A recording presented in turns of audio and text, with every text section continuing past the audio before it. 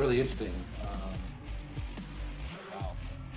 Yeah, really interesting how he considered the fold so heavily because people just under bluff in these $400 tournaments. It's really, really interesting. Yeah, I mean, what are his bluffs?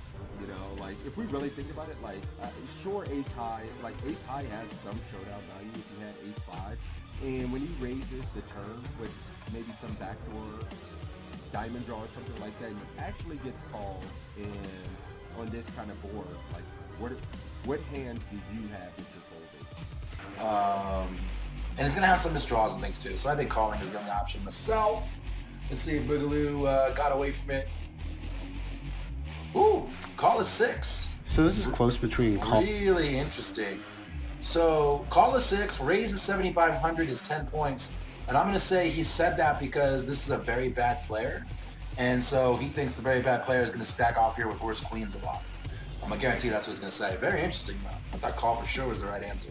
I never am in this spot. I don't know.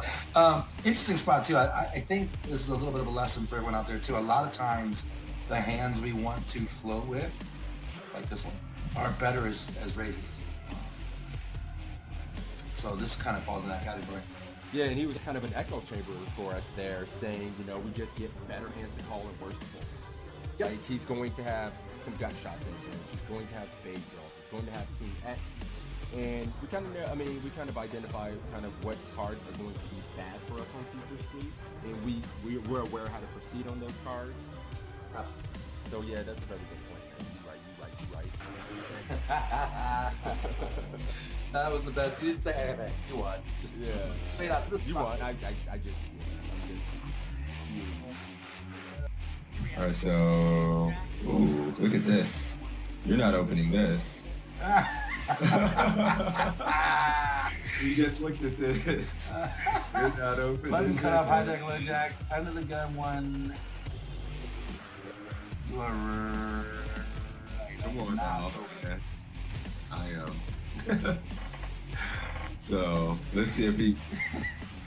He's got to open it, or there wouldn't be a hand.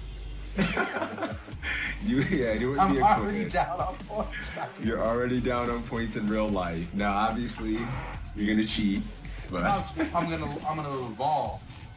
you're gonna adapt, right? All right, let's play it. I'm going to cry if he says he's folding here. Like, if he's like, yeah, you should be folding this in this kind of tournament, and you were actually right. All right, cool. Wah, wah. Ah! Yes!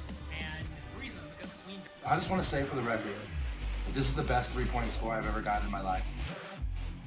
Because the right answer was fold. The right. But you heard what he said about the tables. This is a 3K. Here comes the excuses. 10 The points excuses fold. to It says open right if your here. table is particularly tight and weak. Welcome to the $5 2K world. I mean, you know, the $11 10K. I'm opening this, yeah, for sure. This is the best 3 points of my life. Oh, that's hilarious. And everybody's 50. Nailed it. What the hell kind of play is that from King Queen? Who does that? What the hell? Yeah, so Matt Dog.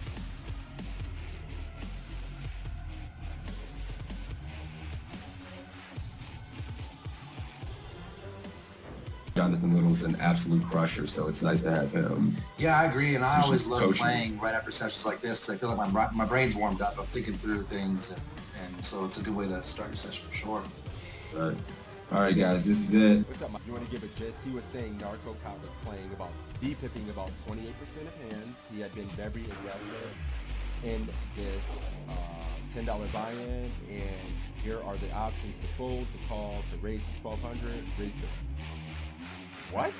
Wait a minute, he made it 800, and my man's giving options to 12 and 1,400 ounces. So it's already getting kind of spicy. That's so nasty. To be on the site with these other crushers, you know, well-known poker public figures is pretty exciting, I'm not gonna lie. Yeah, I didn't mention that when I was kind of giving a little intro here too. You know, Assassinato, Matt Affleck, John Little, all coaches on the site, so very highly respectable, quality poker content. Yep, Evan Jarvis as well. You know, remember Evan Jarvis, Matt Affleck, Assassinato, John Little.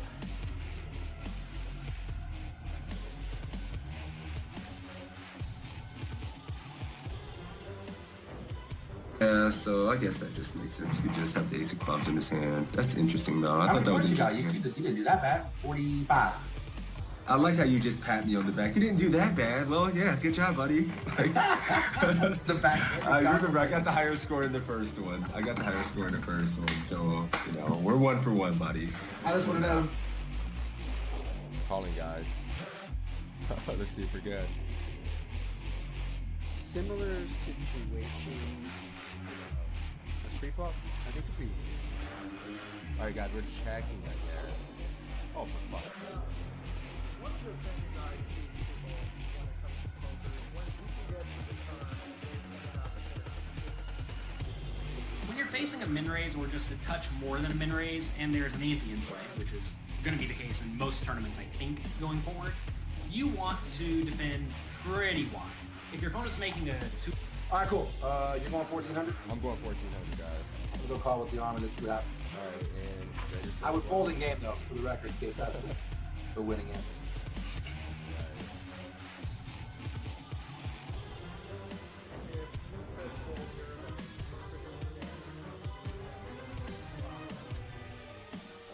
You won.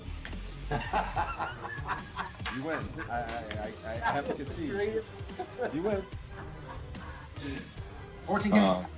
14K, let's do it. Let's do it. Well, no, we cannot win. This is a pretty rough spot because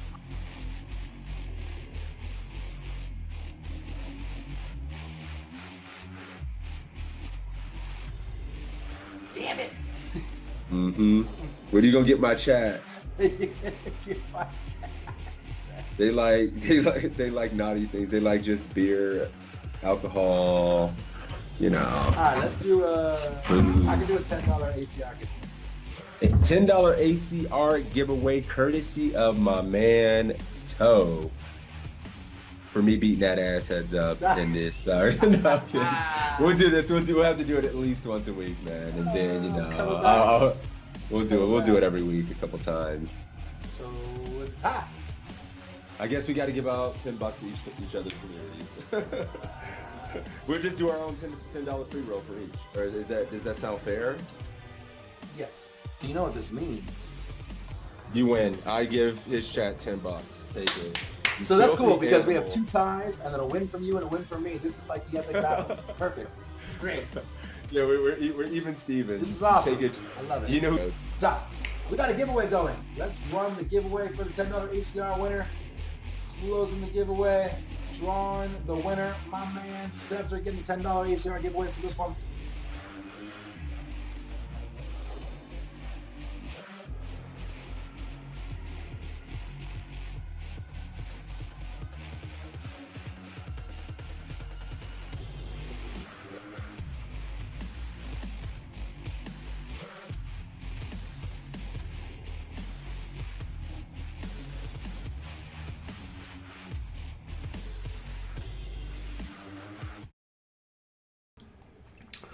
All right, party people, what's up?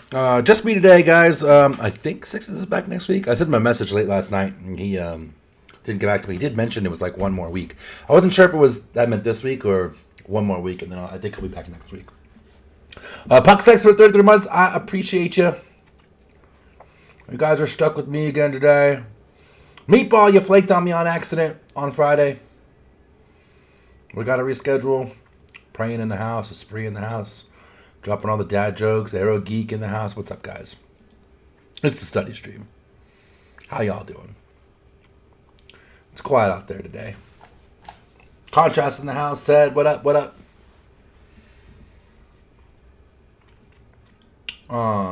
Yeah, study stream. Looking at the people that are here. Y'all know what this is. How y'all doing? Poker coaching in the chat for you to get in on this way. It's going to work is I'm going to draw 2 winners. We're going to have you do the quizzes you see on the screen, compete against the other people in the chat, and winner gets $5. Gamble on getting better at gambling. That's what it's all about. Don't forget, too, because I have 2 browsers competing, the score at the top of the screen is going to be honked up. I got my trusty notepad here. I'll be doing it manually. We'll be okay. Banning everyone else enters. Look at the flex. Look at the flex. AK, what up? Thought it was for next week. Let me make sure I'm good for next week, Meatball. Not Discord, calendar.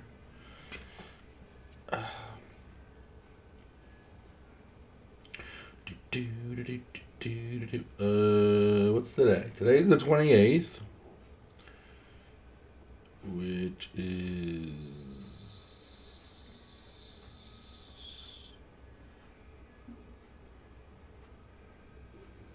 what the hell?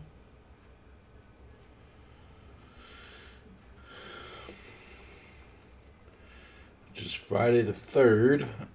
That should work, Meatball. We said noon.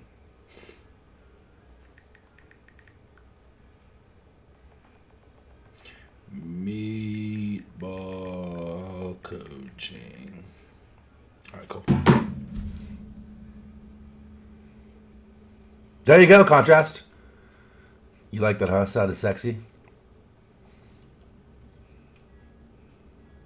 Hey, Blacklist, how you doing, man? Good to see you. Doing all right. I'm a little tired, if you can't tell. A little wasted on an energy, from an energy perspective. Look, I can't even fucking say it. A little tired. Got a bunch of shit I got to do today. Got a family function coming up soon. I got to take my suit into the cleaners, and then got to buy a pair of shoes. Got like adulting to do, which sucks because if y'all know me, like I don't leave the house much and just do all this shit all the time, and it sucks when I have like actual responsibilities. I guess it'd be good to leave the house. You know, it's been a little while. Yeah, shoes. Like I have to wear a suit. Not next weekend, but the weekend after. And so I was wearing the same suit for a funeral, I don't know, 6-8 months ago or something. And I had my trusty shoes. And I was standing on the curb, talking with some friends, whatever. And stepped off the curb, and the heel of my shoe stayed on the sidewalk, and the rest of my foot came off. And I forgot all about that, because I don't even put pants on, let alone wear a suit. And I was hanging out here with Machine Gun last night. I was like, fuck, man, I was going to bring my suit into the dry cleaners, and then it would be the day of, and I wouldn't have any shoes. So I got to go buy shoes.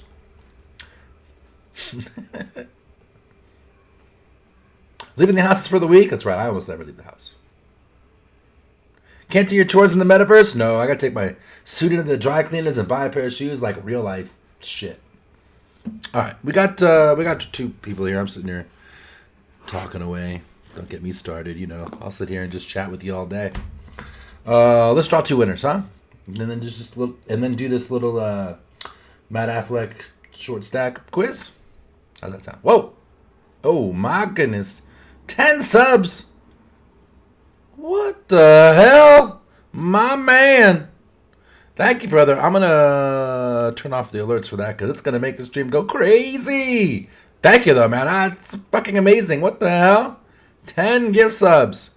Holy shit.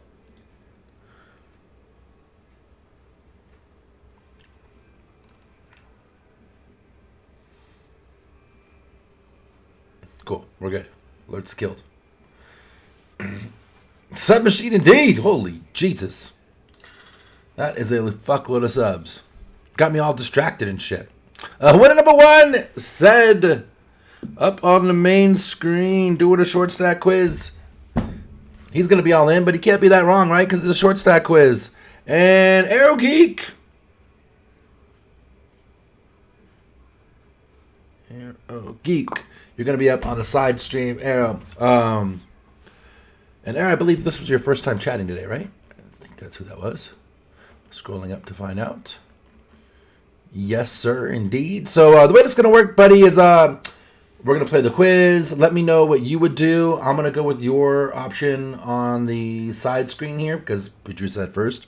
And then we'll keep score. And if you get a higher score than said, $5. Easy peasy.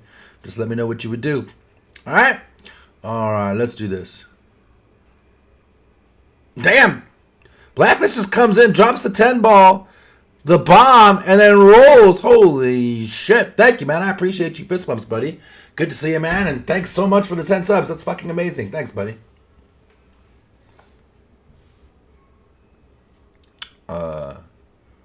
Go. Seven's gonna do it for Canada, said. Do it for blame Canada. Let's go. All right, today's hand, we have pocket kings. In the cutoff, we raise it up, and the button calls. We're very deep here, 120 big blinds. And the flop comes queen of spades, This five is of short diamonds, stack queen play. of spades. Should we check, bet 2 big blinds, bet 4 big blinds, or bet 6 big blinds? We're sending this motherfucker into support right now. What the hell? Short stack my ass. We're 100 bigs deep. Support. Poker coaching quiz. Title says short stack play. We are 120 BBs effective.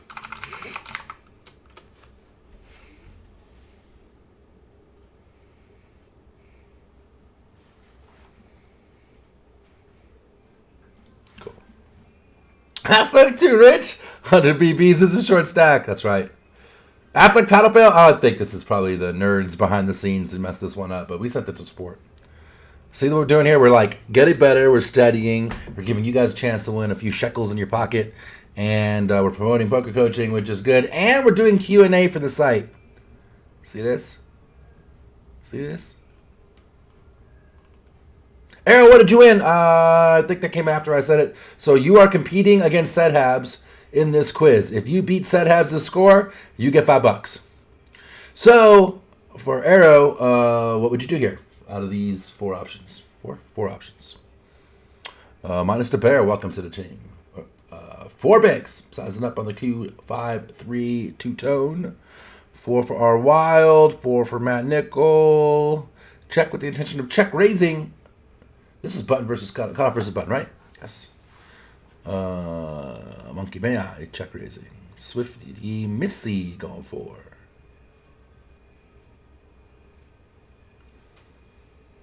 Four for Meatball. 127 bigs to do short stack. Yeah, there's like a hyper or something, right? If it's a hyper, I guess it's a short stack. 4 for Arrow, and did I see Set Habs up here yet? Where's Set Habs? 2. So right away. Right away. Always gonna tell us I know when checks enough cutoff versus button. It's true. It's one of the highest checks positions there is. I mean, we check a lot out of position in general. This spot, cutoff versus button, we're checking like 80% of the time with like 80% of the range on average. It's a massive check spot. It's one of the first spots Affleck ever pointed out to me personally as a leak in my database. Me and Sixes at the same time, and one of the first things that we dove into when we did Pio. Oh, Sixes got back to me about whether or not he's going to be on the stream. Says, fuck, I just saw this. Next week for sure. So there you go. Hot off the presses. Yeah, so I would check your pure. 100% pure. We don't need any protection. I mean, other than what? Spades. And an ace. And we should be checking a lot of out of position. So I'll be checking. But Said went 2 and Arrow went 4. We're going to put 4 on the side screen. 4 is 3 points. Said bet 2. 2 is 5 points. Checking 10 points. If you want to build a sub strategy of betting like kings and aces and like ace queen, we can bet a few hands here on this flop. However, we're going to be doing a lot of checking here overall with our range. The button can still have ace queen. The button, like really just aces and kings are really the only big advantage we have on this flop. We have too many like king 9 offs, 10 9 offs, these types of hands to be betting a ton. Also, if we bet like 2 big blinds here or 4 big blinds, the most likely outcome is like they're going to fold or they're going to call. It's going to leave us at a really deep SPR. So we tend to just play a lot of check defensive strategy here, out of position, very deep stacked. I go with the check here. And we face this 5 big blind bet here. Should we fold, call, raise to 15 big blinds, or raise to 22 big blinds? Who's balancing their folding range? Anybody out there balancing their folding range?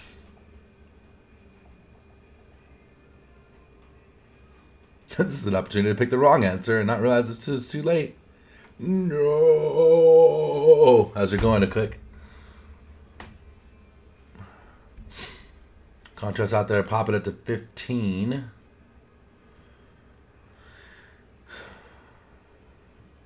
Raising comes down and sides and go up. That is true, Brain. Matt doesn't have a folding range, so there you go. No balance.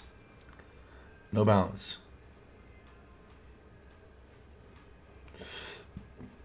Contrast likes going in between the two options in real life.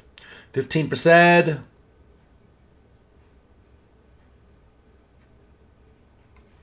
Meatball 15, man. Nickel 15. R Wild 15. Monkey Bay 15. Arrow going 15. And Sed. So both players going 15 this time. I mean, I would check raise this too. Part of me wants to call because, again, this is kind of a dry-ass board. But I think I would check raise this. We are deep as fuck. And how are we going to stack this fool? Right? The one part I disagreed with most of you guys, and kind of agreeing with the spree here, is like, I think 15 is too small. We are out of position, which means that our raises are generally like closer to 4x. So I would go 22. If we were in position and somehow raising, it would be closer to 15. So yeah, there you go. Both players going 15 though. Let's find out. Matt likes 15 too. I wonder what 22 was. I think this is going to surprise some people here, but I actually think it's very close between raise and call here. I do and too. I think both options here are going to have very, very similar EV, whether you raise to 15, 22, or call. Oh, so he likes all those options. If they had bet smaller, I think I would lean more towards raise. But when this this big of a bet here, they're repping a pretty strong hand. And it's not that I don't think kings are the best hand here. It's just if we raise here to say, somewhere 15 big blinds, 20 big blinds, and they call, the pot's going to be like 40, and we still have a lot of money to play. And there's a lot of cards here that are going to cause us to have to play, that's going to turn kings into a really nasty hand on the turn. For example, a 4, the bot can have ace-deuce suited, 7-6 suited, these types of hands. On any spade, of course, the ace, a queen. Green Monkey, that's why I was saying 22 is 5, better, right? 3. There's lots of because the SPR way down. Kind of nasty turn cards here. So that's why calling like this deep on dynamic boards is going to be like a reasonable option. Now here, getting a lot of money in it versus ace queen is obviously a good option here. And so the EVs are just really similar. To be honest, I'm not quite sure about having a spade versus having a spade. We probably want to raise a little bit more without the spade since we need a little bit more protection. However, yeah, I'm fine with any of the three options. I chose to raise to like 17 big blinds here. I think it's fine. Somewhere between like 15 and 20, completely fine with me. So I raise. This player calls, and the king of spades comes on the turn. Should we check? What did you jam, bet 12 big Contrast? blinds, bet 24 big blinds, or bet 36 big blinds? Yelling at me last night, final table, 8 remaining. The 25K small blind with 12 bigs. Under the gun, chip lead limps. You jam. What'd you jam? What hand did you jam? Okay, Jack. No.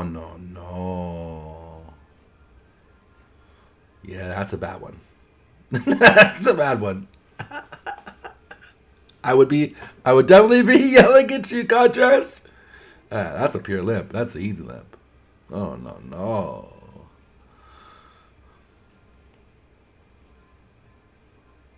You think 22 narrows? I mean, it feels like it's kind of standard. And Matt said it's equal equity, too. Yeah, I mean, 4x out of position is totally standard.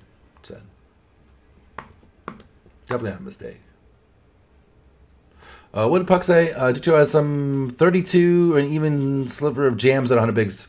Yeah, because Oconee sizes up. Yeah, sure. 24 for the SPR.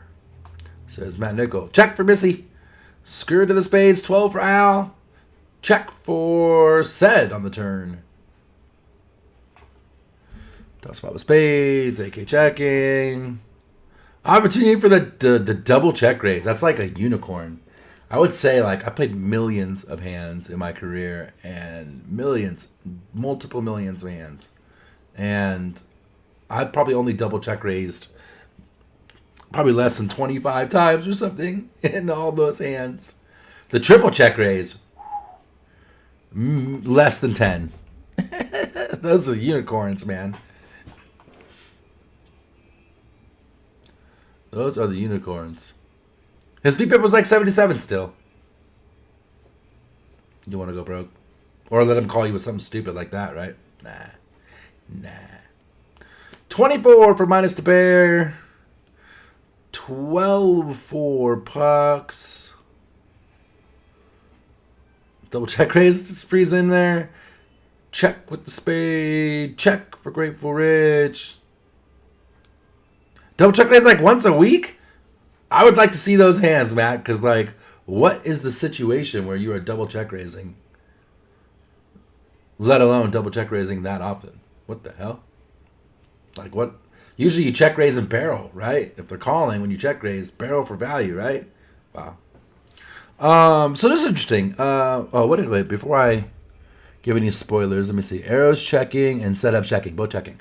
Yeah, I would never check here. I am not checking. There is no way I am letting like a free spade come off. There is no way. And I wouldn't be betting too. God, I'm kind of with pucks. I would probably be going like 12 and downsize here. We get really honest responses. We keep Queen X in. Keep hands maybe like ace, 2 ace 4 with a spade in. Assuming they call pre. I would literally never check. His range is heavily filtered to spades when he goes big and we raise, but still, like, checking seems like hell. Oh, look at all those draws. Checking seems like hell. Ace of spades, Jack. You just gonna give a freebie to the river? Fuck no. No. I would never check. I'd be going like 12. Both contestants check, though. Let's find out. There is no way I'm checking. Smaller size because the flush came in. Interesting Not like checking. Because one of those I kind want of to look at this. spade cards comes out here, which is Bringing up the solver. Because I am ever checking. not the best for us here. However, we turn top set, which is obviously very good here. So I think the two options here are to like check or bet small, so like third pot.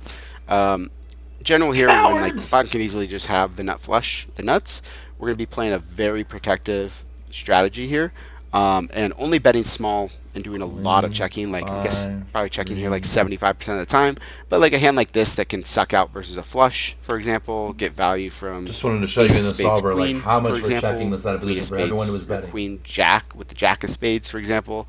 If they just call, we still have equity. Everybody against the fucks flush. this up. So like betting 12 big blinds here is fine. Also checking, you can do some bluffs, for example. If we bet here, we could fold out Queen X. So even with a 12 big blind bet, so we don't probably want to be betting here too often. But I'm fine with either. I went for a check, which I think is fine. 10 of diamonds on the river. Should we check? Bet 10 big blinds, bet 20 big blinds, or bet 30 big blinds? Hold on. King of spades. Yeah, solver checks it. Solver checks it 70% of the time. Shit. Here's the range. Solver checks it a lot. I would never check it. I'd be doing this stuff like this. See this little small bet, blocker bet, blocker bet, blocker bet, blocker bet. Like, I would definitely be in this part of the range. Whoa. Don't be scared, Toe. Don't be scared.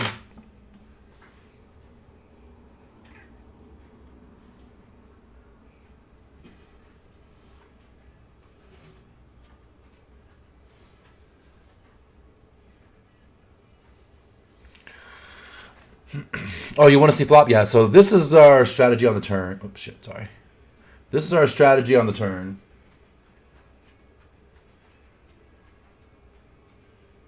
after big bet and raise, and it's like you guys are saying, he's just so spade heavy. And then we start to push out Queen X, which I guess makes sense. Don't be scared. And then the cutoff on the flop. We were talking about how often we check cutoff versus button in general, and it's 80% with 80% of range on average. This is your flop strategy. And I'm going to slide this over. You can see you are checking 90% of the time.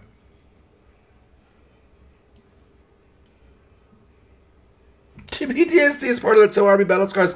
I mean, it's not only just the scared. It's like I feel like I can get value. But we are pushing out a lot of the Queen X, and he is weighted a lot towards spades. But, man, scary.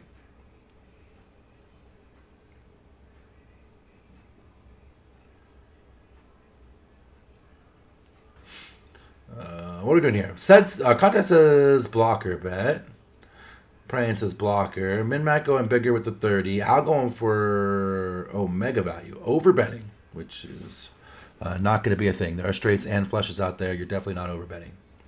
Block because he checks back. 30 bigs for Pucks. Meatball going 30. Mac going 30. DeBayer going 30. Sed going 30. Missy going 30. Lots of 30s. 20 for Arrow. All right. This is going to be the make or break moment right now. It's 25 for Sed, 23 for Arrow.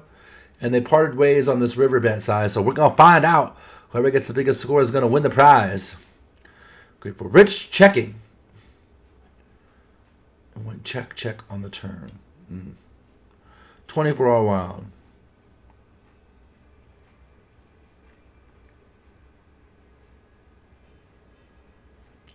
What is Toe doing? Definitely betting. And we're targeting a queen. So, like, what's the biggest size a queen calls?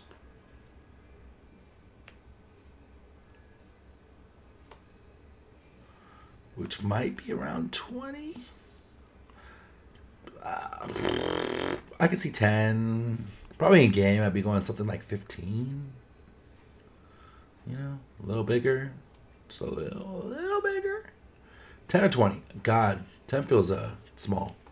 13.5 feels amazing. Yeah, I was like somewhere around 15 myself. Contrast, for sure. Yeah, but I'm definitely betting for value. And I'm kind of leaning 20.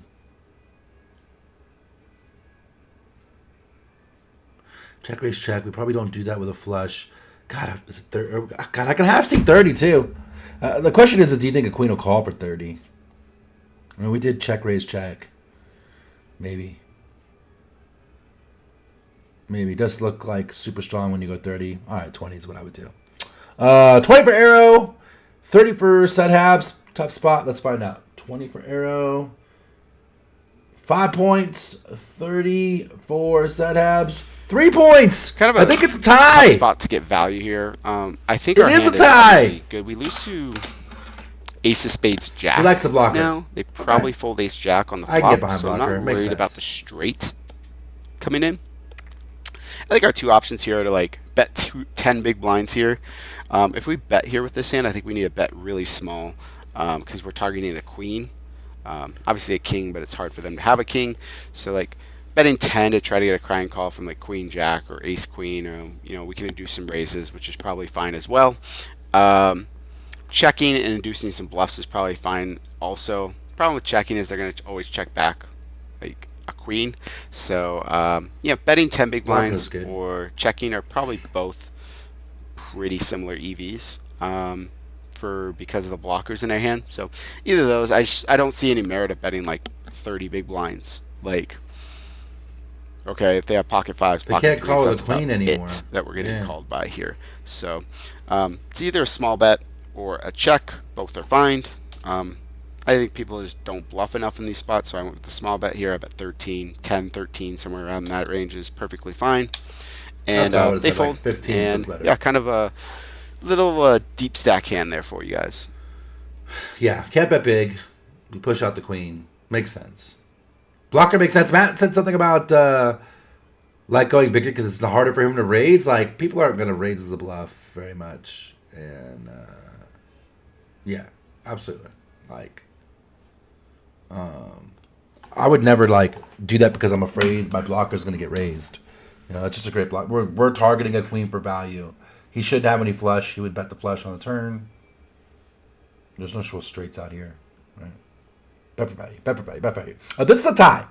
So for a tie, we go to the coin flip. Arrow, call it heads or tails for the $5 flip. Since it was a tie. 5, 10, 10, 3 for said. 3, 10, 10, 5 for... what does the solver say? 3, 10, 10, 5 for arrow. Turn went checkity check. River was a 10, right? Yeah, 10 of diamonds. Survey says. Survey says. A lot of checking. Looks like, oh, depends on the one. It depends on which one we have, huh? Oops. Shit, hang on, I got too many fucking windows open. No. No. Yes. We have king clubs, king heart. So it is checking 60%. And then betting 35%. The rest of it for the most part. 35% pot. Heads or tails, Arrow? Because it was a tie. We're flipping it. Bang! Arrow wins the $5. Which sucks because $5 American is like $50 Canadian for said he missed out on or something like that. What are the black spaces? Those are hands we would folded at some other point in the hand. So Arrow, send me a private message. Let me know how I can send you $5. ACR, PayPal, smoke signal, carrier pigeon.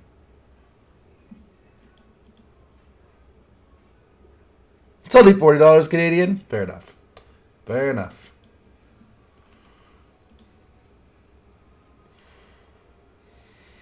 Alrighty. Arrow wins this one, and we are on to the next one. Hey, no problem, bro. You got that new viewer luck there. All right, new keyword. New keyword is going to be.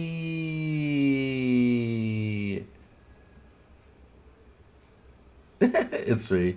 Just dropping the mic and out of here. That's a big ass keyword. Praying. Wonder if we chat with the king of diamonds on the turn. I mean, we do. It's 70%.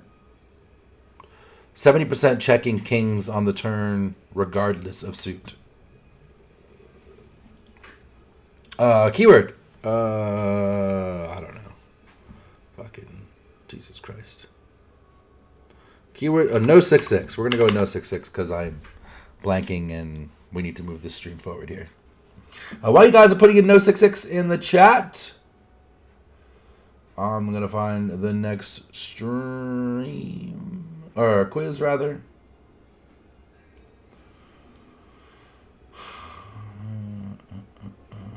I want one that here, one where the title doesn't give away what Jonathan's gonna do.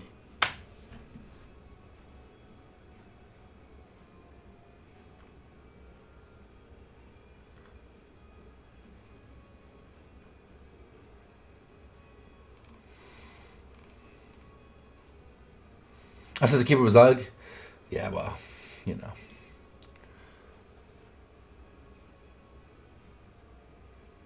Is it time to start begging for a cash hand, or is it later? We can do cash hand next.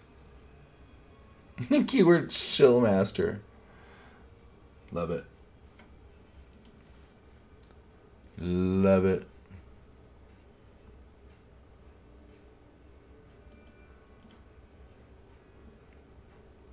I just saw your DM, Meatball. No worries, buddy. Cash. No, we gotta cater to all audiences here. All right, I think we're good. Let's pull winners here.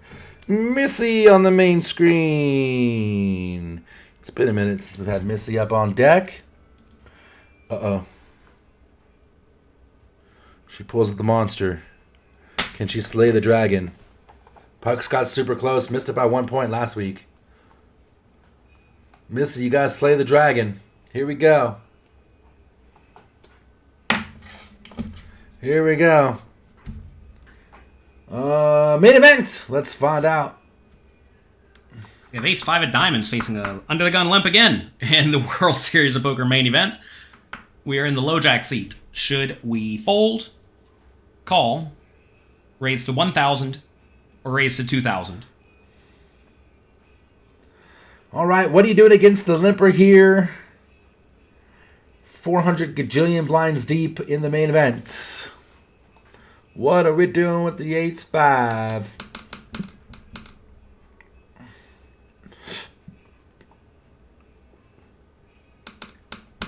Matt would ISO somewhere in between 1K and 2K. Mid-map folding. Monkey May I ISO.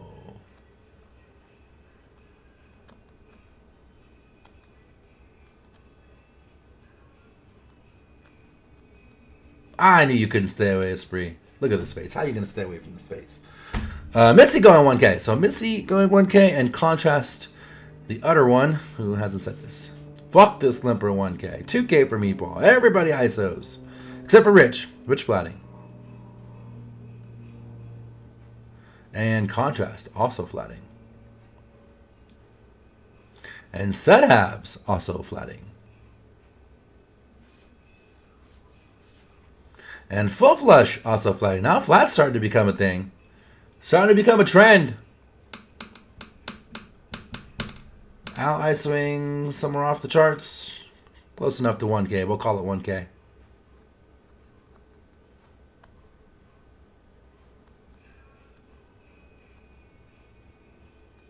Monkey says no over them. How do you send a private message? I don't know.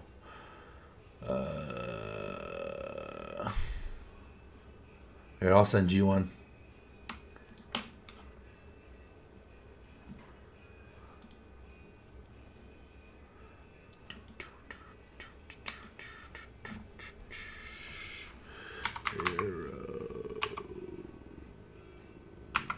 Geek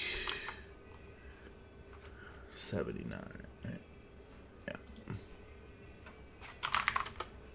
All right, I just sent you one arrow. You should see something pop up on your screen.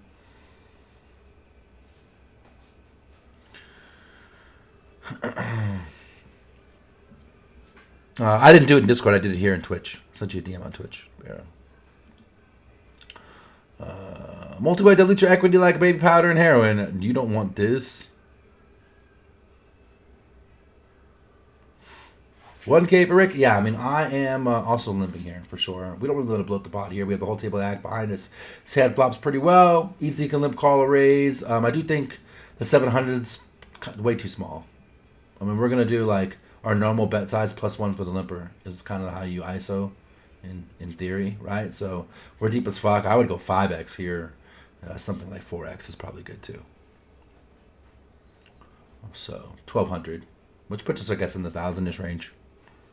Yeah, but I would 100% the back. I'm not trying to raise this pot. We still got all these people to act and all that kind of stuff. I would 100% limp. Missy said 1K, I believe.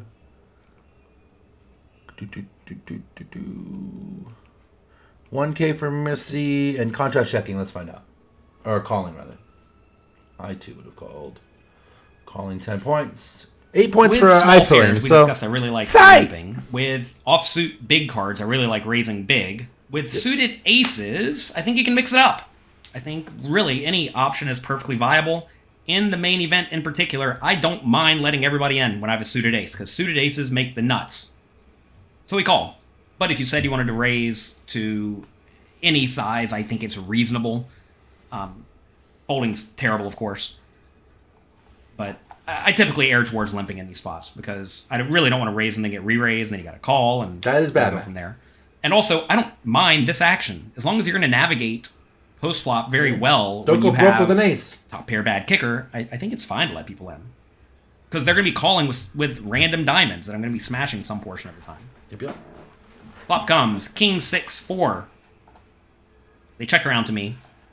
Should we check, bet 600, bet 1200, or bet 1800. All right, what are we doing now? Yeah, Matt, you definitely don't want to just raise limpers whenever you're buying, right? Like, if you have pocket fives or something, it's better to limp behind. You don't want to bloat the pot with pocket fives, right? These weak-ass suited aces, you don't really want to, like, bloat the pot with queen jack suited, face a raise behind, or face a limp raise. Just flop. You just limp, that kind of stuff. If you're in the ISO, you want to ISO, like, you know, the strong part of your range, obviously. And then things like king, queen, O. Queen, jack, O. King, queen, king, jack, O. If you guys are premium members for PokerCoaching.com, there are great limp strategies discussed in the master classes.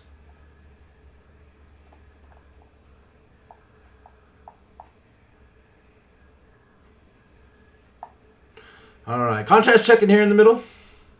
Missy also checking here in the middle. Lots of checks. Everybody checking. Except for Meatball, who is betting 600.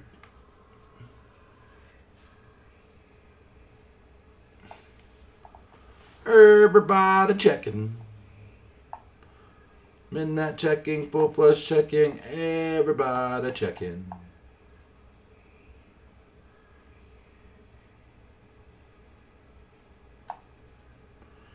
You're talking about pre-flop as pre? ISO bluffs, yes, I agree, but your bluffs, you're picking from the wrong part of your range. This is the part where you really can see flops with. That's why you should do things like King Queen O, King Jack O.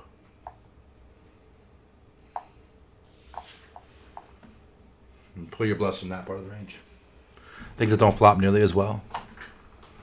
Been a year since you did the masterclass, Matt? Yeah, definitely. One, it's a massive thing. There's no way anyone could retain it in one go. And two, like, the multi-way stuff is great. The limp stuff is great. And then there's the advanced class now that's been out for tournaments as well. The advanced cash class is coming out next month. Been running a bunch of sims for it. For Justin. But actually, literally, I've been running all the multi-way sims in that for Justin the last couple weeks. But anyways, advanced class in the master class also has limping / multi-way strategies. Coincidentally, also, I'm the guy who ran the Sims for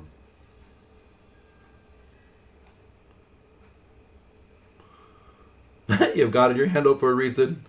Yeah, all right, cool. We're checking. I would check. We still got this person behind us left to act. These guys are all going to check to... In general, they're probably not going to bet in the front seats here. Out of position, we have no way to improve yet. There's like no equity here. So there you go. How much money do these Sims need? Like 50 bigs? I have 32, I believe. And I'll say the simple three-way in particular, like it used to take hours to run Sims. And then if you were running like a 100 blind Sim, it would take like a day. But they've upgraded their algorithm considerably over the years. And now on my computer, which, I mean, it's a beefy motherfucker, but still, like I can run a 100 blind multi-way sim. It probably takes like 15 minutes or something. So not too bad. Not too bad at all. Cool. Sorry, back on track. Missy, everyone checked. Pretty sure Missy checked and contrast checked. Yes, let's do it. We have nothing. When you have nothing in a multi-way pot, check and fold. And fold. If I have something like hey, what's up, Dylan? 9-8 of spades, or maybe even like Ace-5 of spades, I could consider bluffing with a trashy draw that has some additional equity. Right. 9-8 has backdoor straight draw. Ace-5 of spades has backdoor straight draw and overcard. Always bluff with but equity. I think this Ace-5 of diamonds, no backdoor draw whatsoever, or no backdoor flush draw, just check and fold. Check. Fine. Turns to 3 of hearts. Now we have open-ended. Small blind bets 1,500 into 1,800. Kind of big. Folds around to me in the low jack seat. Should we fold, call, raise to 5,000, or raise to 9,000?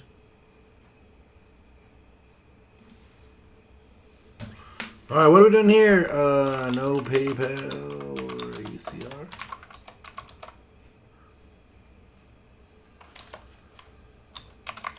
Cash App or Venmo.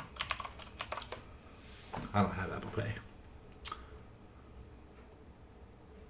Sixes with the 65 months. Hot off the presses, guys. We're gonna have a guest on the stream next week. Crazy Sixes. You don't know him, give him a follow. Good streamer, pretty good player, and gonna be a guest on the study stream next week. Let's go.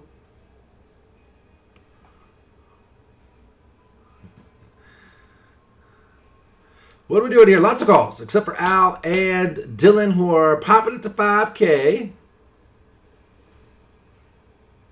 Say fuck it loudly. He's got the mental game.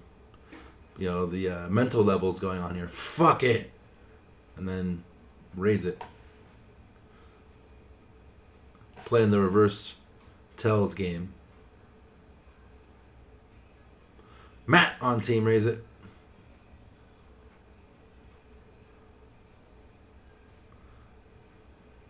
Praying. Just wants to flex. 5K for Missy.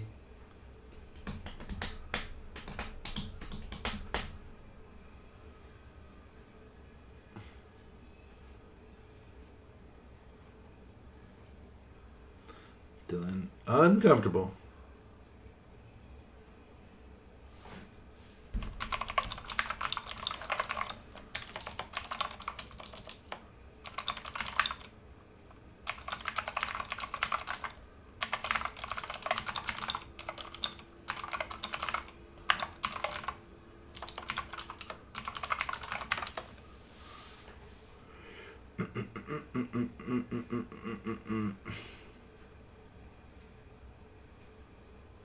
Who streams this? Well, in position, don't think we raise as a spree. Yeah, make sure Missy in contrast. Missy was going 5. Contrast, did you come up with the... I saw you contemplating. Did you come up with a final answer?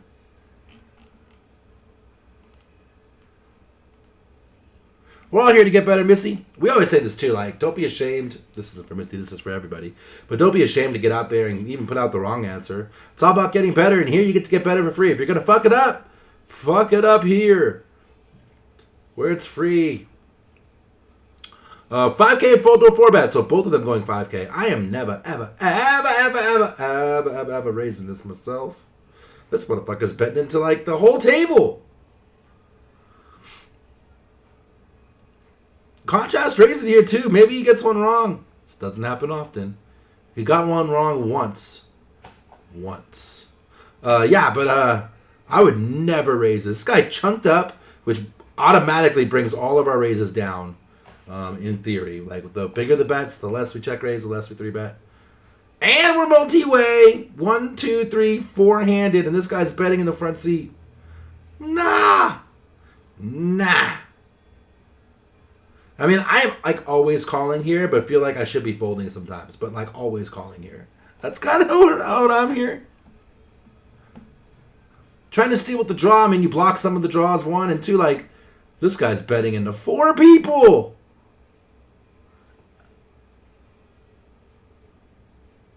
Never, ever raising here. Sixes, are you out here? Are you out there, sixes? Or did you say hello and dip?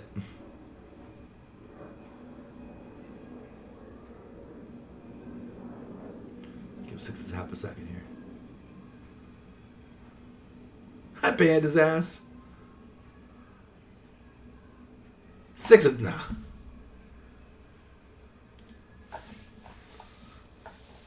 Do you like to say heads up would be a different story? Although heads up would also be a different story because if we were heads up against a small blind, we'd probably c-bet this board a bit. Right? Sixes is never raising here. I know sixes. We've been studying for a decade. Like, there's no way. The only thing that's got me shook is that contrast is raising here, and he's never wrong. Both of them going 5K. Let's find out. I would never raise this. Ever raise this. This is crazy. So facing this big bet this with is a relatively weak ass draw. raise. Notice the 7 of hearts and 2 of hearts could easily. What are the use a bluffs stand. in the small blinds range? I think folding's actually viable. Thank you. You have to be careful. I think folding is sticking around viable. draws that are drawing But I under raised hand. 5. So the fuck? Look, I think folding's actually okay here, especially But I against, raised against the big bet. 5. If you want to bet smaller, obviously you cannot fold. That said, I'm not going to fold in the main event. I'm going to try to at least make my hand. So the next question becomes call or raise. And if we raise, how much? I definitely do not like a gigantic raise. If we raise gigantic and get action, we're going to This do raise terrible is shit. terrible. So This I raise. think either the options are to call and try to spike, Yes. or make Fold. it 5,000 and see what develops. When we do make it 5,000, the neat thing about this hand is that we can actually get called by a lot of worse draws. Fair. You have ace high, and you raise the turn and get called, and your opponent has any flush draw or open-ended straight draw themselves, like say they have queen 5 or something. They're going to call and then check you on the river most likely. And in that scenario, well, we actually win on a lot of rivers, right? So I definitely don't mind raising in this scenario. And if we do raising and then get re-raised, we can easily fold. So I think I'm going to err towards raising in this spot. We do make it 5,000. Only the small blind calls, all right? Of course he is the calls. jack of He's got hearts. no bluff strat at then. He's Yeah, betting nothing. into 4 fucking No people. checks. Should we check, bet 3,000, bet 6,000, or bet 12,000? Folding, totally viable. Probably good. I raise 5K. The fuck? The fuck? Can you put yourself in this spot, Contrast? The fuck?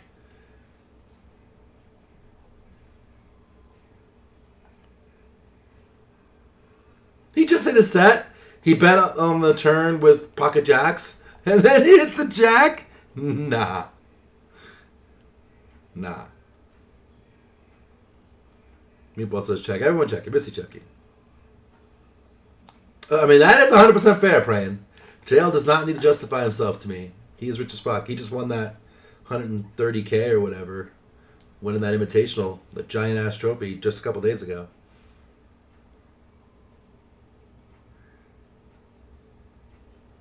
This has got so many fucking people in it, we can't even run it through the solver. Never, ever raising. Ever. And he sized up, and it's 4 ways. There is no way this is a raise in theory. Now, he's explaining the fact that he's playing the main event, and people are weak, and he's got some other reasons. Okay, I got no argument there. But if we're playing solver game, there is no fucking way this is a fucking raise. No way. Trophy was crazy. Massive. And I ain't talking shit about Jonathan. Jonathan is a world-class player in every imaginable facet. But, yeah. What the fuck? No, I mean, not when you're facing a almost pot-sized bet 4 ways. Definitely not, Matt. It's a pot-sized bet 4 ways. Like, there's no fucking way. I mean, you wouldn't raise a pot-sized bet, period, because the pot-sized bet takes out all the raising. Nah. All right, let me think what Missy did. So, and Contrast did here. Ace-High Showdown. Contrast, I assume that means check, yes. And Missy...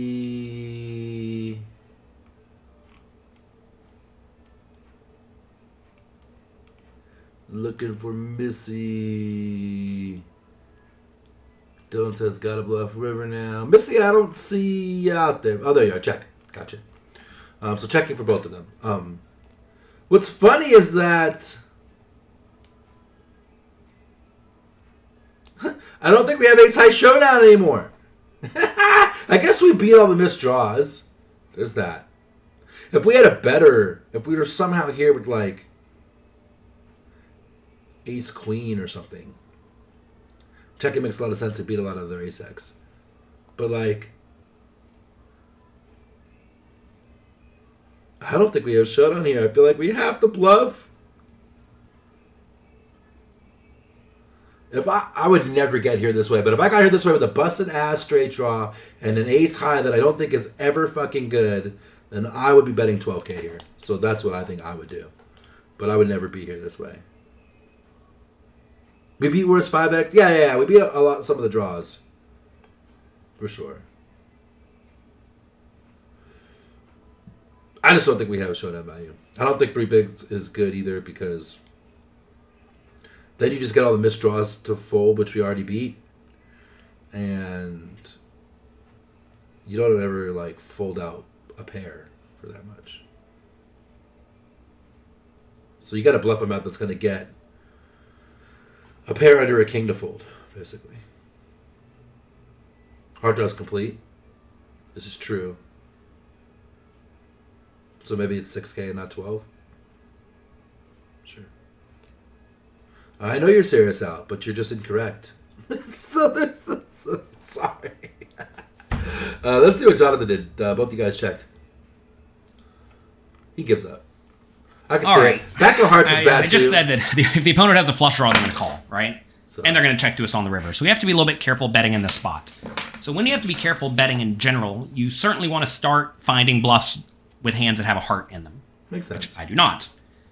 Next best hands are hands that perhaps block a straight, but I don't think that's that relevant here. I agree that you can't win unless It's a you little bet now. I relevant, just because think your obviously bet doesn't 7-5 or accomplish 5-2, anything. and we You're not block getting a those. pair to fold. But I'm mainly concerned with decently strong made hands on the turn, like 2 pair, or just a king, and then flushes. So, in this scenario, if the opponent has decently strong made hands a lot of the time, like a king, or blushes, or perhaps hands like 6-5 or 7-6 that got a little splashy. I mean, 7-6 is not. I mean, 7-6 is a little splashy. 6-5 is obviously not splashy. But if they did have a pair plus a 5, will they fold to any bet? So look, in spots like this, I realize I'm kind of rambling here. You have to be careful to not bet too big against the flushes, because obviously the opponent could have all the flushes in their range. So I really don't like big bets in this spot, especially when I don't block the flush. If I had the ace of hearts here, then sure, feel free to blast it. Because then the ace is blocked, the king and the jack are blocked, and now it's there's way fewer combinations that the opponent could have, which makes it more likely they have some sort of a made hand, and if you blast it here, the made hands will at least consider folding. So, but that's not going to be the case in this scenario because we don't block the flush. So we're not going to bet big. Next question is, should we bet tiny? Well, we already know tiny bets are not particularly good in position. We discussed this thoroughly in the advanced tournament course. Should we bet medium? Will a medium bet get the opponent to fold out 1 king, like king queen or king 10 or something like that? And I don't know. Honestly, don't know. Of our bet size options, I think that's definitely the most reasonable. But I'm not sure they're going to fold out a king. Will they ever fold out 2 pair to 6,000? Obviously not. Will they fold out 6-5? Yes, but notice we block that. So I don't really like betting here. Also notice if the opponent did have something like Queen 5, we win, which is nice. It's not going to happen that often. But I do think this is a spot where we probably just have to give up. And this is also a spot I want to make it clear that I especially do not like betting big. Very often on the river, when you are saying I have either a flush or nothing, then betting big is great. But here we don't want the flush at all. And I'm not saying I have a flush or nothing when I bet the river, because if I did have a straight on the river, I would certainly love to value bet for a medium size. So I'm going to have some big bets in this spot. No, we should limp and not raise turn. As Either bluffs, call or have the ace of fold and hearts. lose the minimum. And then for my small bet size, you don't need that many bluffs in your small bet size to begin Literally with. lose one But, big. perhaps I do want to block the straight in that instance, so maybe this is an okay hand to bet 6,000. All this said, when you're playing live poker, sometimes you can look and tell the guy's going to call. Tops If you can look and tell the opponent's going to call, then obviously don't bluff. So I think the right play here is either medium or check. This time I do just let it go check. And I don't have it typed what they have. Let me look at my notes. They had king 6, 2 pair. Ooh, we were in bad shape. Yeah. Should the opponent have re-raised the turn? You can't raise Probably the not. I can have lots of fucking sets. turn, Jonathan. I like the way the opponent played this. You know, we are kind of deep. Christ. Maybe they can make it. It's like 15,000 and Can't raise the lots of turn. draws. That's probably reasonable. Anyway, king 6 is obviously not going to fold, and we don't lose any more money. Not zero bluffs on a turn. He's only got mega strength on the turn. Only. The only thing that it has is mega strength on the fucking turn.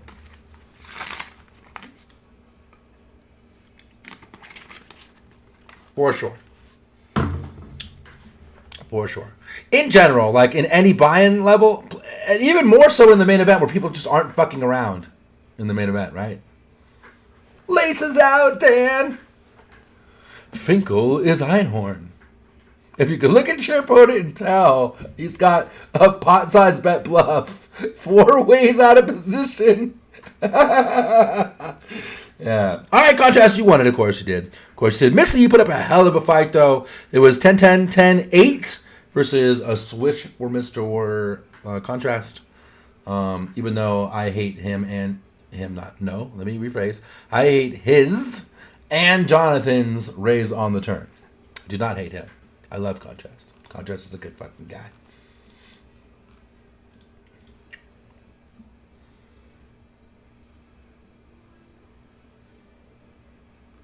Yeah, when we put up some bangers against Contrast last 2 weeks, he is the goat. He is the goat. And got close. Misty missed it by 2, and Pucks missed it by 1. For sure. All right, time for a cash game hand because we got to make Monkey happy. We can't have the stream go on and have Monkey feel dissatisfied with the level of content that we're providing here. So there you go. You should have thrown it. Nah, I mean shit. You know what? Hang on. I'm gonna see real quick. Quizzes. I'm gonna see real quick what he would have scored the way I would have played it. I want to see what fold on the turn is, and I also want to see what call on the turn is. Hang on. We're just going to skip through all this shit. Wait, what happened?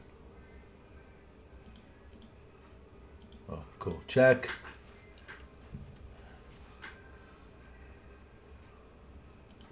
He bets big, right? This is where he bets big. If we call, it was 7 points. Which is an okay score.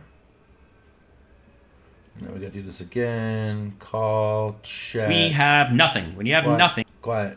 And then we fold 5 points. So he didn't like the fold very much. Calling at 7 points. He likes to raise best. Woo.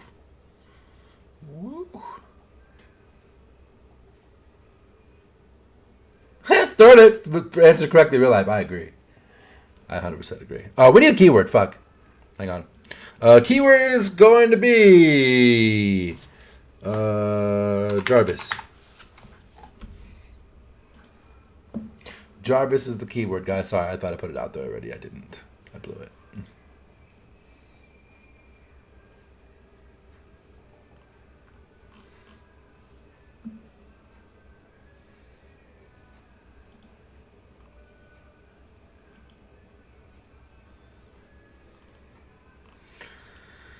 Did you guys get those in there? What up, Coastin? Good morning. Good afternoon, depending on where you're at.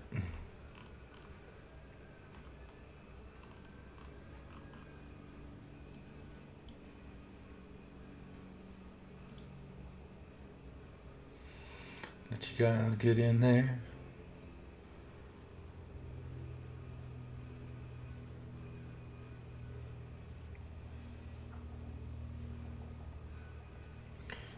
Guys, get in there. While you're doing that, we'll show a little bit real quick. Exclamation point PC in the chat for you to sign up for poker coaching for free.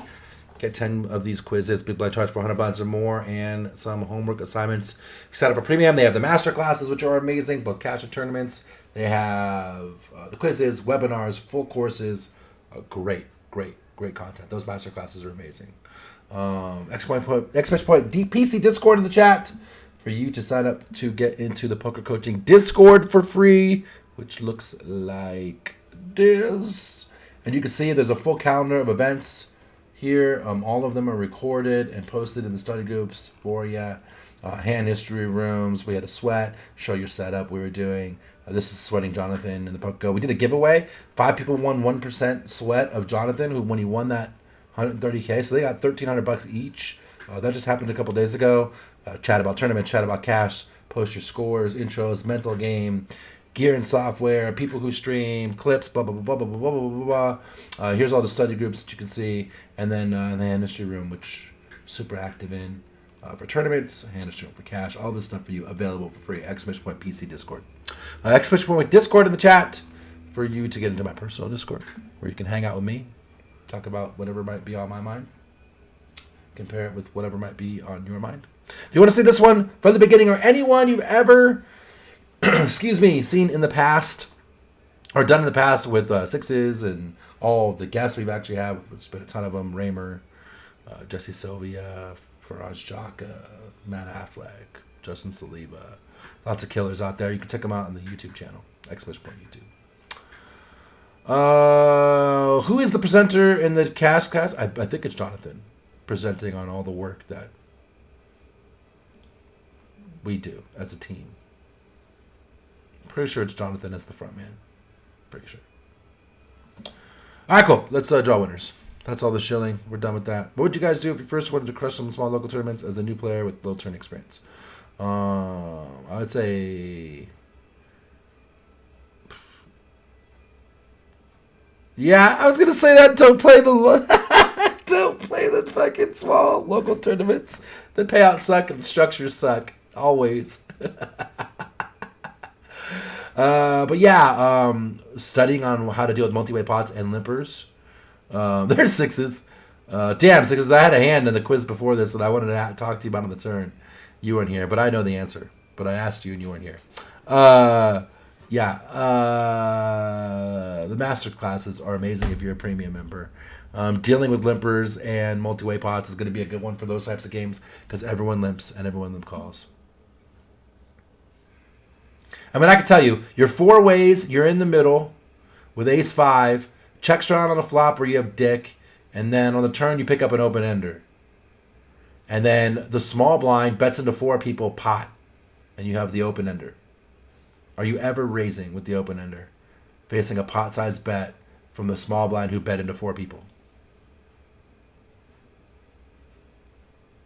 Gone! That's what I'm talking about! Thank you! God! So God! Never! I half agree with, I kind of agree with you a bit on there, Al. I could see the reason not to bet just because a lot of what he calls was going to be backdoor hearts, and the backdoor hearts got there, which is a little scary. But with that, taking that out of the equation, I said I would be betting pot there a lot on the river as well, Al. So I'm halfway with you there. Yeah, crazy. Yeah, we were deep as fuck. We were like 250 bigs deep. So that's what I said. I said call or fold was my exact answer. So we're on the same page. I knew you were going to be with me on this one. You are a premium member, Dylan, then absolutely check out the Olympic sections in the masterclass, the multi-way sections in the masterclass, and you have access to the advanced tournament class. So check out the limping and multi-way sections in that as well. That's where I would start because you're going to face that a lot in these local games where people limp and call just a ton. And then as a whole, take those full courses. They're amazing. So take them, study those. Yeah. What would Foxen do? All right, anyways, let's play this. We had draw winners. What the fuck? Meatball and Dylan. All right, here we go. Dylan, you're up. All right, Meatball on the main. Dylan on the side. Let's play some cash. Hello, Poker Coaching members. Evan Jarvis here for PokerCoaching.com, coming at you with another cash game quiz. Today we're playing 51 No Limit Hold'em on PokerStars. We're on a 4-handed table, and it is quite the game. This was a starter game. I discovered it before all the other regs did, clearly. I'm sure these 2 seats got filled with regs in 5 or 10 minutes. But we have a less than 100 big blind stack running a 44-0 under the gun. That's the beer man. We have a less 100 big blind stack running at 27-13, more reasonable stats, $70 on the button.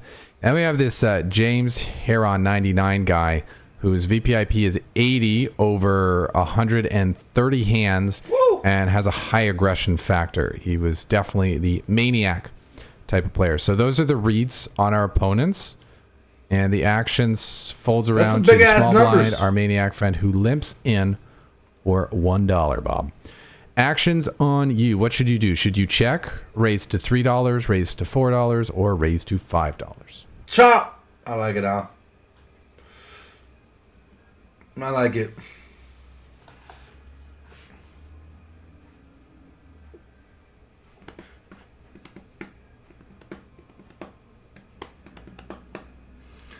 Check. ISO for Sed. ISO for Tino.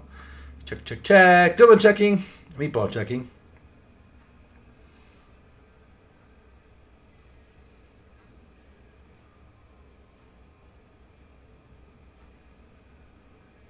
5 for Al. 3 for Contrast.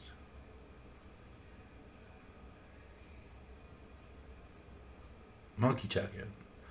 Matt Nickel popping it.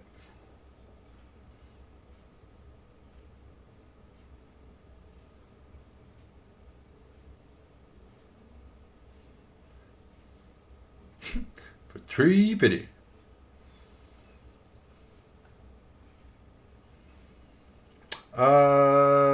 Both contestants are gone. So yeah, I mean, I would never raise this one. I mean, I would definitely have some. I'd be pretty polar here. Raise the top, raise the bottom, raise like the trashiest of trash, and the best also obviously for value. This hand, like, we really want to see a flop, and this guy's got some crazy ass aggression. He's not gonna fold. We're gonna put the pot. I don't know, like, we can stack him and control this pot and have a hand that flops really well. This seems like a pretty good call, like pure. And then raising things like the trashiest of trash, 4-5-0, shit like that, 3-5-0, shit like that. We generally don't raise these like pretty decent middling stuff. Just want to see a flop with them, usually. Have to fight fire with fire, get down the river. It's a bad plan. You should always see what the people at the table are doing and do the opposite. It's kind of like a general strategy. If everyone's being aggressive, you tighten up. If everyone's tight, you get more loose. Pretty standard. You guys said raise though. Dylan and Meatball both raised. Dylan checked and Meatball checked. Both checked. My bad. Let's find out. Now, unfortunately, I can't pull in my favorite cash game charts because Goose is rough. They don't assume that the small blind is going to do a limping in strategy, and therefore we can only look at the small blind versus a raise in these situations. So in that one, we can see that 8-7 suited is mixing, but that's not the situation that we're in, so it's not super relevant. I like building up the pot against these types of players. I don't really expect us to win the pot all that often pre-flop, especially they have against no someone limps whose in the solver. VPIP is 80. But it's a situation where we can start building the pot now so that if we potentially make our hand, we can win a bigger pot later. Or if the board runs out nicely, we could potentially bluff our opponent off later. Raise because break, that might be a thing. Our opponent is playing 80% of hands. I don't ever have to deal with that. That's a ton of hands. There's a ton of garbage and junk in there. Sure. And we want to start putting pressure on that. So I do not like checking. I like raising. I think $3 is plenty. If you want to go with $4, slightly bigger, fine play. This player is very likely going to call, and the bigger the pot can be when we are in position, the better, I guess. So lots of points for making it $4 too. Just going 3 here is kind of the standard. And I think 5 is a little bit of overkill, but again, if your opponent is going to limp call out of position and allow you to play in position, the bigger you can make the pot, the better. If this player was willing to call like an $8 raise here, so be it. We'll take it. So we go 3 though, because we knew that's what we could for sure get a call from. And flop a flush draw on ace-5-5. Our opponent checks to us. What should we do? Should we check, bet 33% pot, bet 67% pot, or bet 125% pot? All right, flop the draw. What do we do?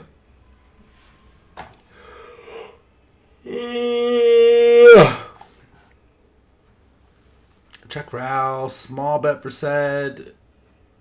Medium bet for Matt. Medium bet for Missy. Medium bet for Millionaire. Small bet for Tino. Meatball going small.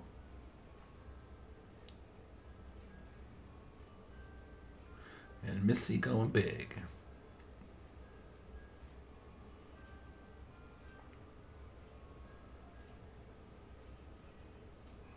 $33 with range, says Contrast. Bucks 33. Dylan deciding on 33.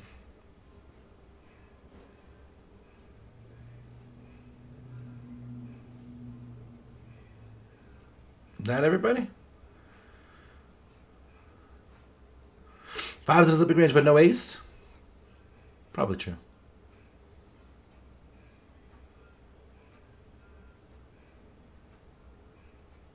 Probably true. Yeah, what would I do here? I would probably bet small. I mean, checking can't be too terrible. But bet small seems standard. We don't want to size up here because then we just force them to have a 5 or an ace. And that's not good. yeah, betting small should do the same thing. He's got an ace or a 5 or he doesn't. Right? Pretty easy. We have lots of ways to catch up. And if we bet small and he check raises, we can always call. Seems good. If we size up and he check raises, we're in hell. Right? Bet small seems pretty standard to me. But we've already goose-egged this ourselves. So let's find out. Small bet for both players. Let's find out. Now, we know our makes opponent sense. is playing a ton of hands, probably limp Makes calling. sense. I mean, 80% of the hands. I don't think he's going to be limp folding anything that he's limping, but we make it so small. So on this board, we can pretty much just go with the game theory strategy here. It's an ace-high board. Our opponent doesn't have a ton of aces relative to all the other hands he's limping in with. We have a good smattering of aces. And it's a board we pretty much want to bet with our entire range. So I like going 33% pot here with our entire range. I don't think we need to check here. We have the range advantage. We also have a hand that doesn't mind getting called. We can build a pot. On the rare instances, our opponent does have an ace or a 5. If he decides to check call, fantastic. If he decides to check raise, we can continue with the implied odds. So it's just a very favorable situation for us all around. If you did choose the larger size of 67% pot, with our particular hand, I like it. It's a hand that can use some protection, being ace high. Perhaps we want to encourage more of those king high, queen high, jack high type hands to fold, which would definitely fold to the larger bet. And at the same time, we don't mind building a bigger pot against an ace or a 5 should our opponent have it. The one dicey situation we can get into is if we make that 2/3 pot bet and our opponent responds with a check raise. Tried to If warn the you. sizing is extremely large, we may get forced off our hand. But we'll cross that bridge if we come to it. And in this case, we do not. So our opponent calls. Turn is the 3 of clubs, which is glorious, giving us our flush. And opponent checks to us. $10 in the middle. A lot of stack behind here. 10x pot behind. We got 100. What should we do? Should we check? Bet 75% pot, bet 125% pot, or bet 200% pot? Glorious. Al gets there and checks. Overbet spot for Monkey May I. 75% for Meatball.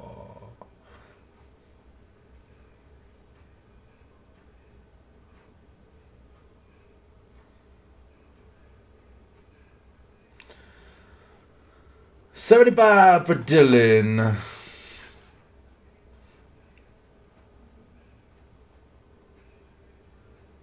Uber big. 200% pot for Millionaire.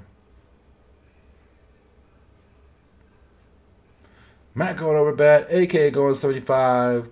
Sed going 125. Spree going 75. So lots of 75 or 125.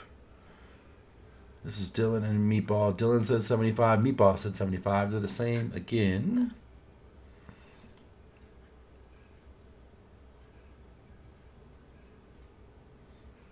Let's see with the 75 and the question mark. 150 for contrast.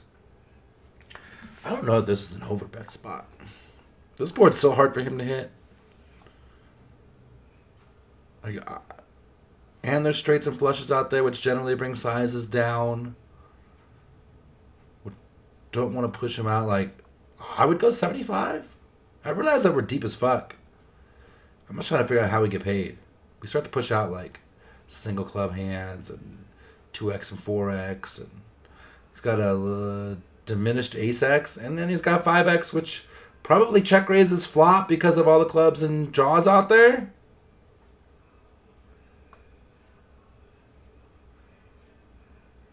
I would lean 75 here, but yeah, we're deep as fuck, so I don't know if in theory we have overbets, but we're already out of theory with the limp and all this, so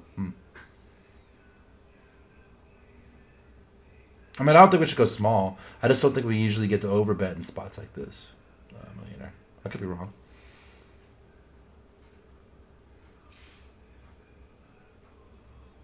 Sure. I mean, this guy limp called, right? And he's got 80% fucking VPIP. 2-4 suited. Might be in his range with 80% VPIP.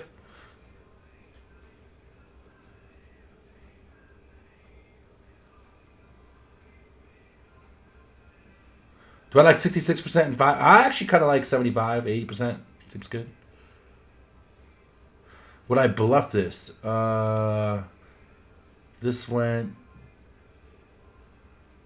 raise pre, bet flop. Would I bluff this? What would I bluff this with? I mean, not really.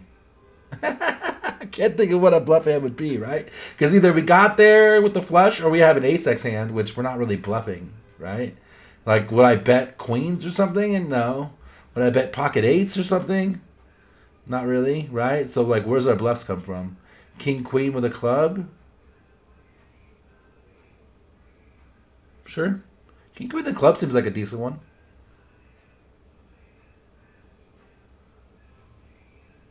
Right?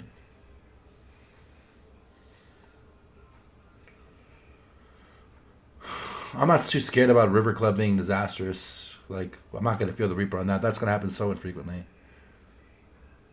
And 75% pot isn't necessarily small. It's just the smallest of these options, right? It might overbet, though.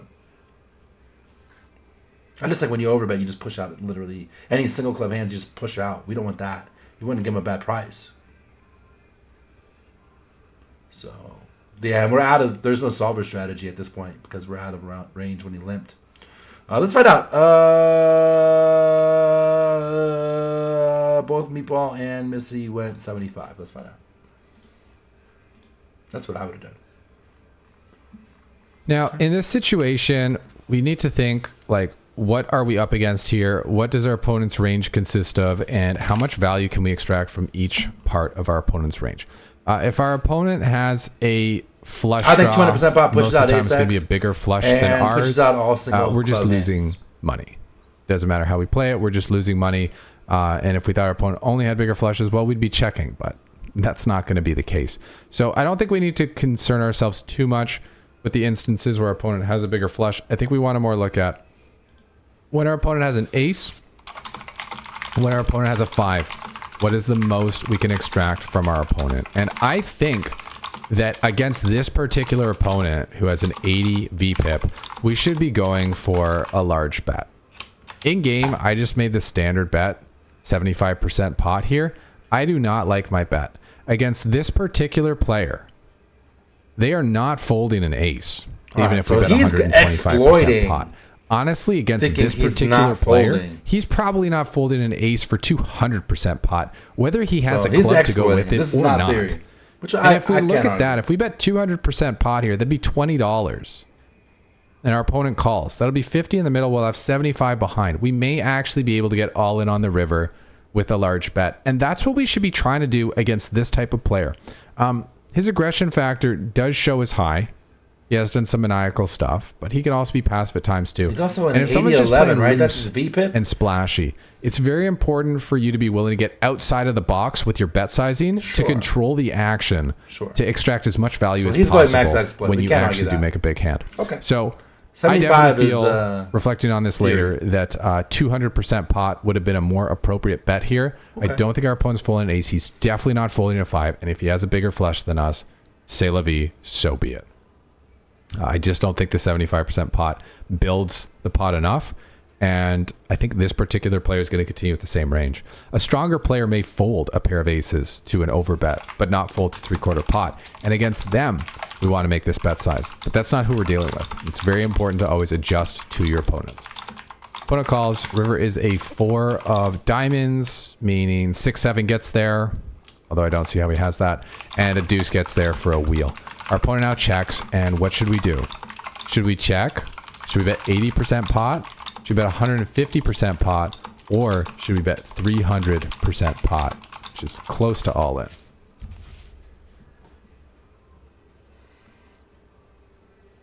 Yeah, because he doesn't give a fuck about it being a pair board. That's what I was saying, Dylan. So, like, if I'm going to bluff this hand, it would be like king, queen with a club. I have no showdown value. And he's going to have, like, pairs under an ace a lot. And with a club, if I do get called, I have ways to win.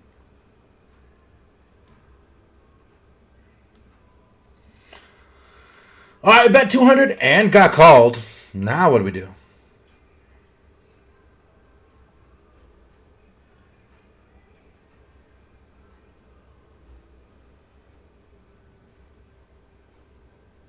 300% pot. 300% pot.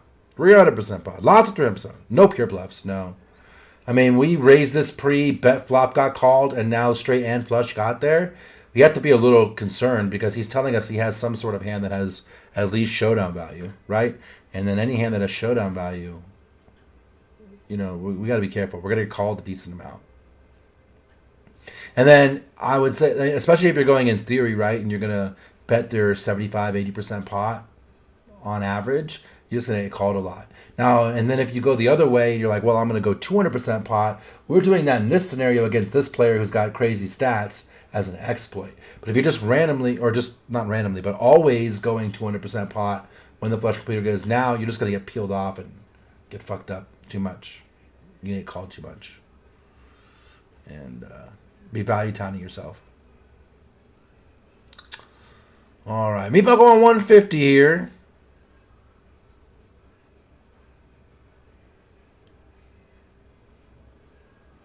Puck says 75. Mudgy going 150 as played. Can see 75. Oh, we didn't overbet in game. That's right. I stand corrected. You're right.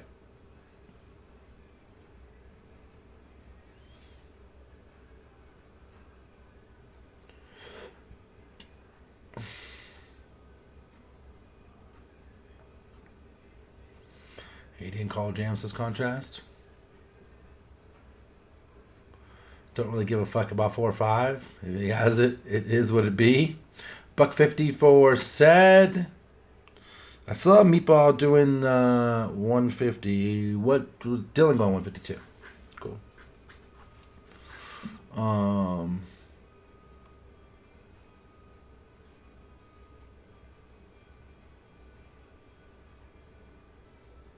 Call no matter what you do. I mean, that's a pretty fair statement against this guy, right? So don't disagree with you there, Mojo. But I mean, I think 300 though might be fucking pushing it. I mean, you got to think this guy's got some sort of fold button when we go ham on a paired 3-liner flush, 4-liner straight board. Like fuck, holy fuck. And we raised and went bet pre. Like damn, we're showing strength. So I kind of would lead the 150. He might say 300 though. I'm kind of leading the 150. Yeah, he might go 300 though. Let's find out. And 80. now with this particular river coming off, where a deuce can make a straight, there's a one-liner to a straight. Our opponent is more likely to Dylan, call it heads or find a tails fold with an ace, or even with a 5-win face with a really large bet. As much as I was discussing the importance of overbetting on the turn, I think that ship is sailed. Yeah, I'm not that scared train about has him left having the a vote. station. Betting 300% pot here would Yeah, just better look a flush, little though. bit too strong, and I think our opponent could find the fold. That being said, if we bet 200% pot on the turn, we'd only need to bet 150% pot here on the river, and we could get all the money. All right, Dylan, I got you. I think that would have been the optimal line. 200% pot. Oh, there's another street. 150% pot on river. If it ties, Dylan that has being heads. There's said, one more street. I think the river can be a bit of a scare card, and Which so means we we bet should go and with the get raised? sizing that we think can for sure get called by an ace or a Means we 5, bet and get which in raised, this huh? case is about 80% pot. If you still like the overbet, makes total sense to me.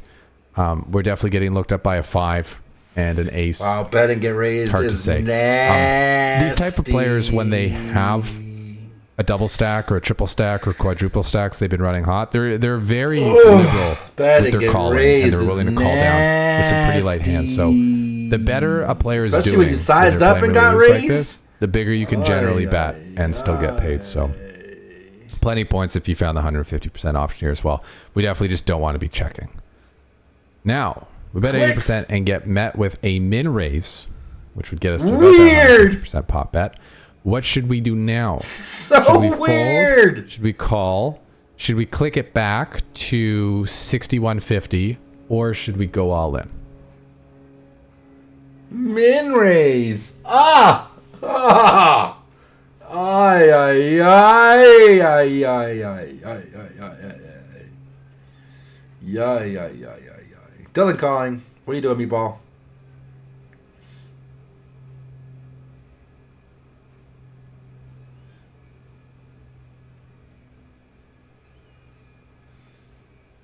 Meatball calling too. Yeah, I don't think we can fold. God, these river raises, even against spazzes, are like never fucking bluffs. Ever bluffs. Never, ever bluffs. But how do we fold to a click? My God. Feels like it's never a fucking bluff. Ever a bluff. I'm not advocating folding, but I don't know that we're ever winning. It's one of those.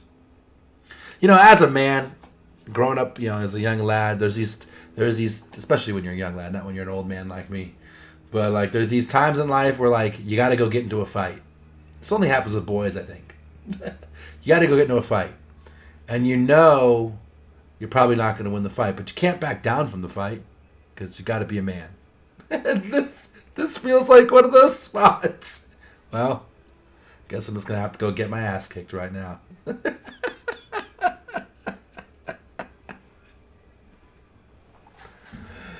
He might click a 5. He might be a dummy who clicks a 5. You might be a dummy who has some version of 2.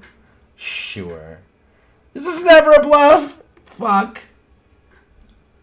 Could be. And this some is a fucked up situation perceived I value. often see a lot of players make mistakes, and that they're like, okay, I have a flush. It's against a weaker player. I'm just gonna go all in. Don't jam. He's a bad No, player. no, He's loose. How could he no. ever have me beat? And Has to. yes, this player is playing 80% of hands, but that doesn't mean he can't make a full house with 5-4 or 5-3. I do think he's a Ace fish, but five even strange fishes deep don't play. bluff Doesn't mean he 4 can't have a straight, bigger flush than us sometimes. 3-liner And flush paired boards. If we raise him back, he might call with a 5. He might call with a lower flush, but we can't be sure of There's that. not even He's a lot of definitely lower not gonna flush call out there with an because the ace. What 3 we and the can 5 be sure are out of, of he's the going deck. to call us when he has better.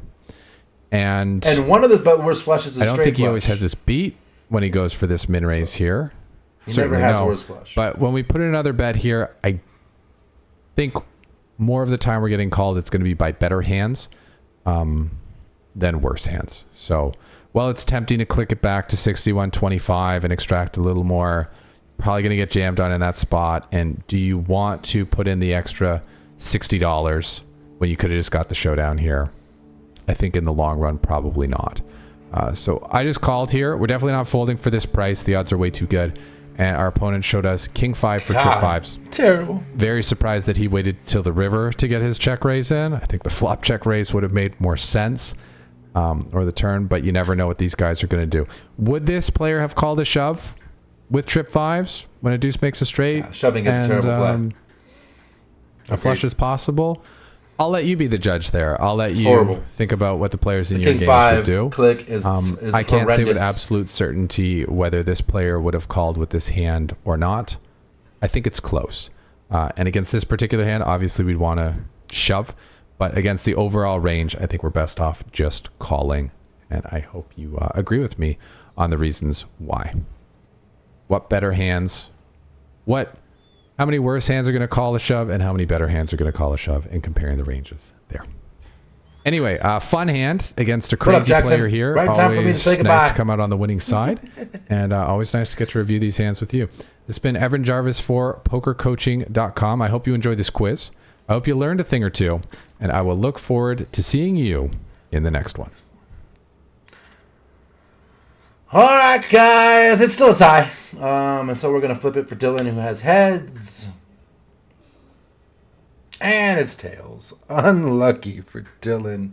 Meatball, you get the $5. Let me know how you want it, or if you want to take it off the private coaching, let me know, buddy. And that's a wrap, guys. Thanks for hanging out. I appreciate you. Exclamation point PC in the chat, like we said before, to sign up for this shit for free. We're going to make this real quick because we just did the shilling not too long ago. Exclamation point YouTube to see this one in the past or any ones we've done. Or this one or anyone we've done in the past. Exclamation point PC Discord to get into their Discord where there's a bunch of free hand history rooms and fucking giveaways. We just did a 1% sweat of Jonathan and they won $1,300 each. Hand history rooms, giveaways, 6 free study groups a week, all recorded. Check that out. Here's my Discord if you want to hang out with me in my little universe. That didn't work. Thank you there, Meatball, for the gift sub. All right, it's not working. I don't know why. Hopefully it catches up. Oh, there's the Discord one. And I don't know. Oh, and the Caster Command for Crazy Sixes who stopped by. He is my partner in crime. He is a gentleman and a scholar. And make sure you give us a love. There you go. That's all of it. We're going to throw the host over to Mr. Dramatic Degen. You guys have a good weekend, and we'll see you on the next time. Peace!